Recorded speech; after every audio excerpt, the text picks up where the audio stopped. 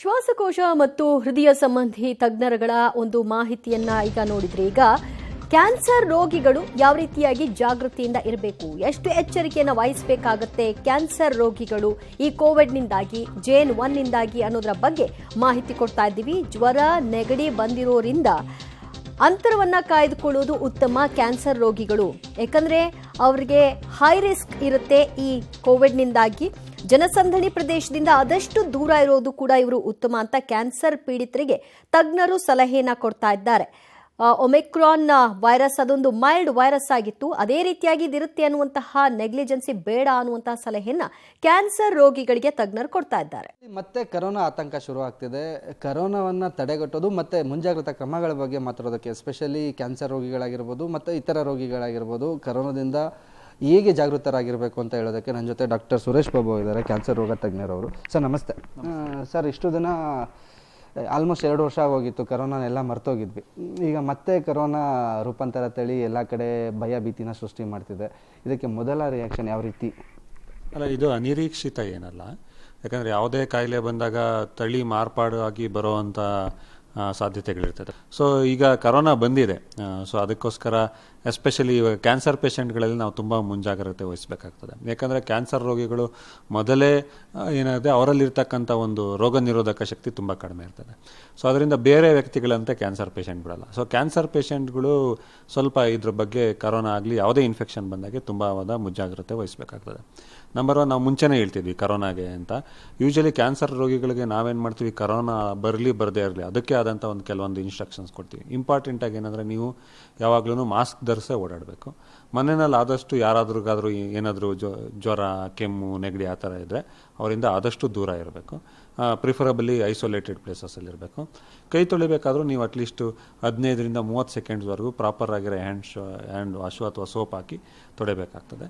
Mask preferably ನೀವು ಯಾವ್ದು ಸಿಗುತ್ತೋ ಅದನ್ನು ಯೂಸ್ ಮಾಡಿಕೊಂಡು, ಮೆಡಿಕಲ್ ಮಾಸ್ಕ್ ಯೂಸ್ ಮಾಡಿದ್ರೆ ಒಳ್ಳೆಯದು. ಅದನ್ನು ಯೂಸ್ ಮಾಡಿಕೊಂಡು ಇನ್ಫೆಕ್ಷನ್ಗಳಿಂದ ದೂರ ಇರೋದು ಭಾಳ ಮುಖ್ಯ. ಬೇರೆ ಜನಕ್ಕೆ ಕರೋನಾ ಬರೋದಕ್ಕೂ ಕ್ಯಾನ್ಸರ್ ರೋಗಿಗಳಿಗೆ ಬರೋದಕ್ಕೂ ಎಷ್ಟು ಡಿಫ್ರೆನ್ಸ್ ಇದೆ ಸರ್? ಯಾಕಂದರೆ ಇವ್ರಿಗೆ ಎಷ್ಟು ಬೇಗ ಎಷ್ಟು ಚಾನ್ಸಸ್ ಜಾಸ್ತಿ ಇದೆ ಇವರಿಗೆ? ಬೇರೆ ರೋಗಿಗಳಿಗೂ ವಿಚಾರ ಮಾಡಿದ್ರೆ ಕ್ಯಾನ್ಸರ್ ರೋಗಿಗಳಿಗೆ ಏನು ವಿಷಯ ಏನಂದರೆ, ಇವಾಗ ಕೆಲವೊಂದು ಸತಿ ಯಾವುದೇ ಕರೋನಾ ಇನ್ಫೆಕ್ಷನ್ ಏನೇ ಬರಲಿ, ಕರೋನಾ ಇನ್ಫೆಕ್ಷನಲ್ಲಿ ಏನಾಗ್ತದೆ ಅಂದರೆ ಕೆಲವೊಮ್ಮೆ ಏನೇ ಇನ್ಫೆಕ್ಷನ್ ಬಂದ್ರೂ ರೋಗ ನಿರೋಧಕ ಶಕ್ತಿ ಒಬ್ಬರು ಬಾಡಿನಲ್ಲಿ ಇರ್ತಾರೆ. ಈಗ ನಿಮಗೆ ಕರೋನಾ ಇನ್ಫೆಕ್ಷನ್ ಆಯಿತು ಅಂದ್ಕೊಳ್ಳಿ, ಯಾರಿಗೆ ಒಬ್ರಿಗೆ ಕರೋನಾ ಇನ್ಫೆಕ್ಷನ್ ಆದರೂ ಕೆಲವೊಬ್ಬರಿಗೆ ಏಸಿಂಪ್ಟಮ್ಯಾಟಿಕ್ ಇರ್ಬೋದು, ಅಂದರೆ ಅದರ ಜ್ವರ ಅಥವಾ ಅದರ ರೋಗ ಲಕ್ಷಣಗಳನ್ನು ತೋರಿಸ್ತಾ ಇರ್ಬೋದು. ಏನಕ್ಕೆ ಅಂದರೆ ಅವರಲ್ಲಿ ಇಮ್ಯುನಿಟಿ ಚೆನ್ನಾಗಿರ್ಬೋದು. ಬಟ್ ಕ್ಯಾನ್ಸರ್ ರೋಗಿಗಳಲ್ಲಿ ಹಂಗಲ್ಲ. ಒಂದ್ಸತಿ ಇನ್ಫೆಕ್ಷನ್ ಆದರೆ ರೋಗ ನಿರೋಧಕ ಶಕ್ತಿ ತುಂಬ ಕಡಿಮೆ ಇರೋದ್ರಿಂದ ಅದು ಬಹಳ ಬೇಗ ಸ್ಪ್ರೆಡ್ ಆಗುವಂಥ ಅಥವಾ ಅದಕ್ಕೆ ರೋಗಕ್ಕೆ ಸಂಬಂಧಪಟ್ಟ ಲಕ್ಷಣಗಳನ್ನು ತೋರಿಸೋ ಸಾಧ್ಯತೆಗಳು ಜಾಸ್ತಿ ಇರ್ತದೆ. ಪೇಷಂಟ್ಗೆ ಯಾವ ಹಂತದಲ್ಲಿ ಬರುತ್ತೆ ಅನ್ನೋದು ಮುಖ್ಯ. ಕೆಲವೊಂದು ಕ್ಯಾನ್ಸರ್ ಪೇಷಂಟ್ಗಳು ಕೀಮೋಥೆರಪಿ ಮೇಲೆ ಇರ್ತಾರೆ. ಸೊ ಕೀಮೋಥೆರಪಿ ಮೇಲಿದ್ರೆ ಅವ್ರ ಇಮ್ಯುನಿಟಿ ತುಂಬ ಕಡಿಮೆ ಇರ್ತದೆ. ಅದರಿಂದ ಕೀಮೋಥೆರಪಿನೂ ಕೊಡ್ತಾ ಇದೆ, ಆಮೇಲೆ ಅವ್ರ ಜೊತೆಗೆ ಇನ್ಫೆಕ್ಷನ್ ಬಂದರೆ ಕಷ್ಟ ಆಗ್ತದೆ. ಇನ್ನೊಂದು ಏನಾಗ್ತದೆ, ಕರೋನಾ ಬಂದರೆ ಅವ್ರು ರಿಕವರಿ ಆಗೋ ತನಕ ನಾವು ಕ್ಯಾನ್ಸರಿಗೆ ಸಂಬಂಧಪಟ್ಟ ಯಾವುದೇ ಟ್ರೀಟ್ಮೆಂಟ್ ಕೊಡೋದನ್ನ ಸ್ವಲ್ಪ ಡಿಲೇ ಮಾಡಬೇಕಾಗುತ್ತೆ. ಸೊ ಅವಾಗ ಕ್ಯಾನ್ಸರ್ ರೋಗನೂ ಕಂಟ್ರೋಲ್ ಬರೋದು ತಪ್ಪಾಗ್ತದೆ. ಸೊ ಆಗಿರೋದ್ರಿಂದ prevention is better than cure. ಅಂದರೆ ಕರೋನಾ ಇನ್ಫೆಕ್ಷನ್ ಆಗದೇ ಇರೋಂಗೆ ರೋಗಿಗಳು ತುಂಬ ಮುಂಜಾಗ್ರತೆ ವಹಿಸ್ಬಿಟ್ಟು ಅದರಿಂದ ದೂರ ಇರೋದು ಭಾಳ ಮುಖ್ಯ ಆಗ್ತದೆ. ಕ್ಯಾನ್ಸರ್ ರೋಗಿಗಳಿಗೂ ಬಂತು ಅಂದರೆ ಅವರಿಗೆ ಯಾವ ರೀತಿ ಟ್ರೀಟ್ಮೆಂಟ್ ನಡೆಯುತ್ತೆ ಮತ್ತು ಇಲ್ಲಿ ಯಾವ ರೀತಿ ಅದಕ್ಕೆ ವ್ಯವಸ್ಥೆ ಆಗಿದೆ ಸರ್? ಕ್ಯಾನ್ಸರ್ ರೋಗಿಗಳಿಗೆ ಯಾವುದಾದ್ರೂ ಆ ಥರ ಕರೋನಾ ಇನ್ಫೆಕ್ಷನ್ ಬಂದರೆ ನಮ್ಮಲ್ಲಿ ಐಸೋಲೇಷನ್ ವಾರ್ಡ್ ಇದೆ, ನಾವು ಅದನ್ನು ಅಡ್ಮಿಟ್ ಮಾಡ್ತೀವಿ. ಅವಶ್ಯಕತೆ ಬಿದ್ದರೆ ಅದಕ್ಕೆ ಸಂಬಂಧಪಟ್ಟ ಇನ್ಫೆಕ್ಷಸ್ ಡಿಸೀಸ್ ಸ್ಪೆಷಲಿಸ್ಟು ಅವ್ರದ್ದು ಒಂದು ಒಪಿನಿಯನ್ ತಗೊಂಡು ಟ್ರೀಟ್ ಮಾಡುವಂಥ ಪ್ರಯತ್ನ ಮಾಡ್ತೀವಿ. ಇನ್ನೊಂದು ಏನಂದರೆ, ಟ್ರೀಟ್ಮೆಂಟಲ್ಲಿ ಕರೋನಾ ಬಂದಿರೋ ಕ್ಯಾನ್ಸರ್ ಪೇಷಂಟ್ಗಳಿಗೆ ಬೇರೆಯವ್ರಿಗೆ ಅಂತ ಏನು ವ್ಯತ್ಯಾಸ ಇಲ್ಲ. ಏನು ಕರೋನಾ ಗೈಡ್ಲೈನ್ಸ್ ಇದೆ ಸೇಮ್ ಗೈಡ್ಲೈನ್ಸ್ ಫಾಲೋ ಮಾಡಿಕೊಂಡು ಟ್ರೀಟ್ಮೆಂಟ್ ಕೊಡ್ತೀವಿ. ಆ್ಯಸ್ ಸಚ್ ಏನಂದರೆ, ಕರೋನಾ ಕ್ಯಾನ್ಸರ್ ಪೇಷಂಟ್ಗಳಿಗೆ ಇದು ಕರೋನಾಗೆ ಪರ್ಟಿಕ್ಯುಲರಾಗಿ ಡ್ರಗ್ ಅಂತ ಇಲ್ಲ. ಸೊ ಅದನ್ನು ಯೂಶಲಿ ಸಿಂಪ್ಟಮ್ಯಾಟಿಕ್ ಟ್ರೀಟ್ಮೆಂಟ್ ಅವರಲ್ಲಿರ್ತಕ್ಕಂಥ ಇಮ್ಯುನಿಟಿ ಬೂಸ್ಟ್ ಮಾಡಿ ಟ್ರೀಟ್ ಮಾಡಬೇಕಾದ ಅವಶ್ಯಕತೆ ಬರ್ತದೆ. ಸೊ ಅದನ್ನು ಮಾಡ್ತೀವಿ. ಈಗ ನಮಗೆ ಗೊತ್ತಿದ್ದಂಗೆ ಬಹುತೇಕ ಕ್ಯಾನ್ಸರ್ ಪೇಷಂಟ್ಗಳು ಆಲ್ರೆಡಿ ಮುಂಚೆ ಕರೋನಾ ಬಂದಾಗ ವ್ಯಾಕ್ಸಿನ್ ಎಲ್ಲ ತೊಗೊಂಡಿದ್ದಾರೆ. ಸೊ ಒಂದು ತಕ್ಕ ಮಟ್ಟಿಗೆ ಇಮ್ಯುನಿಟಿ ಇರ್ತದೆ. ಸೊ ಅವರ ಸಿಂಪ್ಟಮ್ಸು ಅವರ ಬರ್ತಕ್ಕಂಥ ಏನು ತೀವ್ರತೆ ಎಲ್ಲ ನೋಡಿಕೊಂಡು ಅದ್ರ ಮೇಲೆ ಟ್ರೀಟ್ಮೆಂಟ್ನ ನಿರ್ಧಾರ ಮಾಡ್ತೀವಿ. ಸರ್, ಇದು ಹಿರಿಯರಿಗೆ ಮತ್ತು ಮಕ್ಕಳಿಗೆ ಬಗ್ಗೆ ಮಾತಾಡೋದಾದರೆ, ಯಾಕೆ ತುಂಬ ಬೇಗ ಕರೋನಾ ನಾವು ಹಿಂದೆನೂ ನೋಡಿದ್ವಿ ಮತ್ತು ಈಗಲೂ ಎಚ್ಚರಿಕೆ ವಹಿಸ್ತಿರೋದು ಮಕ್ಕಳು ಮತ್ತು ಹಿರಿಯರ ಬಗ್ಗೆನೇ.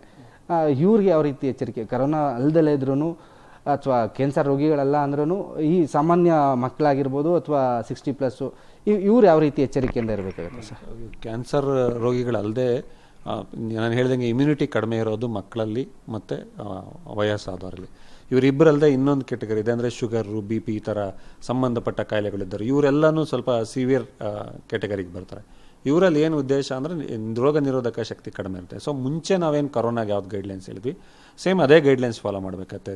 ಸ್ವಲ್ಪ ಮಟ್ಟಿಗೆ ವೇವ್ ತಗ್ಗೋ ತನಕ ಜನಜಂಗುಳಿಗಳಲ್ಲಿ ಹೋಗದೆ ಇರೋದು, ಗುಂಪು ಕೂಡದೇ ಇರೋದು, ಆದಷ್ಟು ಎಲ್ಲೋದ್ರೂ ಮಾಸ್ಕ್ ಧರಿಸುವಂಥದ್ದು, ಹೊರಗಡೆ ಊಟ ಅವೆಲ್ಲ ಮಾಡೋವಂಥದ್ದು ಸ್ವಲ್ಪ ಅವಾಯ್ಡ್ ಮಾಡುವಂಥದ್ದು, ಆಗಾಗ ಕೈ ತೊಳೆಯುವಂಥದ್ದು, ಸೋಪ್ ಯೂಸ್ ಮಾಡುವಂಥದ್ದು, ಇವೆಲ್ಲ ಇದರಿಂದ ಕರೋನಾ ಬರೋದನ್ನ ಭಾಳಷ್ಟು ತಡೆಗಟ್ಟುವಂಥ ಸಾಧ್ಯತೆ ಇರ್ತದೆ. ಸೊ ಹಿರಿಯರು, ಮಕ್ಕಳು, ಆಮೇಲೆ ಬಿ ಪಿ, ಶುಗರ್ ಈ ಥರ ಸಂಬಂಧ ಬೇರೆ ಕಾಯಿಲೆಗಳಿರೋರಲ್ಲಿ ಇಮ್ಯುನಿಟಿ ಕಡಿಮೆ ಇರೋದ್ರೆ ಇವರೆಲ್ಲ ಭಾಳ ಮುಂಜಾಗ್ರತೆ ವಹಿಸ್ಬೇಕು.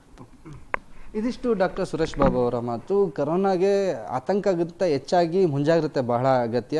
ಅದರಲ್ಲೂ ಎಸ್ಪೆಷಲಿ ಕ್ಯಾನ್ಸರ್ ರೋಗಿಗಳಿಗೆ ಬೇಗ ಸೋಂಕು ಹರಡುವ ಸಾಧ್ಯತೆ ಇರೋದ್ರಿಂದ ಆದಷ್ಟು ಅವರು ಹೆಚ್ಚಿನ ಜಾಗೃತೆಯಿಂದ ಇದ್ದರೆ ಯಾವುದೇ ರೀತಿ ಸಮಸ್ಯೆ ಆಗೋಲ್ಲ ಅಂತ ಹೇಳ್ತಿರುವಂಥದ್ದು. ಕ್ಯಾಮ್ರಾ ಪರ್ಸನ್ ಮಂಜು ಜೊತೆಗೆ ಮಾರುತಿ, ಪಬ್ಲಿಕ್ ಟಿವಿ, ಬೆಂಗಳೂರು.